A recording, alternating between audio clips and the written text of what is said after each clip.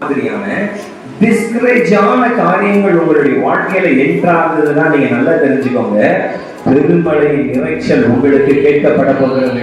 நல்ல கைகளை தட்டி கத்தனை மகிழ்ச்சி. ஆண்டவர் மறுபடியும் நான் உங்களுக்கு சொல்றேன், இந்த வருஷத்துல ஒரு மழையின் அபிஷேகம், மழையின் ஆசீர்வாதம் நம்ம மேல பலமாக கிரியை செய்ய போகிறது. ஒரு சைடு அந்த மழை ஸ்பிரிச்சுவலா நம்மளை நடக்கும், இன்னொரு சைடு அந்த மழை ஆசீர்வாதமான மழையா இருக்கும். ஆண்டவர் இப்ப அந்த பின்மாறி காலத்து மழையை கர்த்தர் ஊற்ற போகிறார். நீங்க நல்லா கவனிங்க. இப்ப 7 தரம் போடும்போது ஒரு உள்ளங்கை மேகம் தெரியுதுன்னு அவன் சொன்னான்.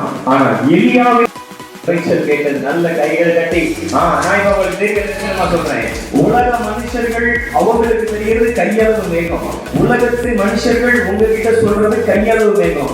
பட் உங்க காதுக்கு கேட்கணும், என் பிள்ளைகளின் ஆசீர்வாதம், என் குடும்பத்தின் ஆசீர்வாதம், என் ஆவிக்குரிய ஆசீர்வாதம், என் பூமிக்குரிய ஆசீர்வாதம். நீங்க அதை ஃப்ளோ பண்ண ஆரம்பிக்கிறீங்க.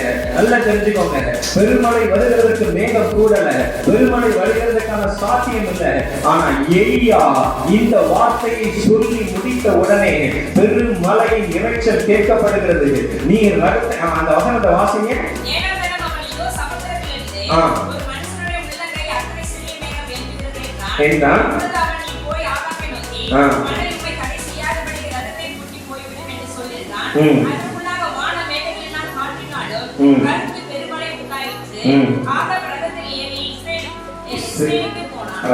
இப்ப நல்ல கவனிங்க, நான் உங்களுக்கு மறுபடியும் கீழே சொன்னேன்ல, நான் வரேன். கீழே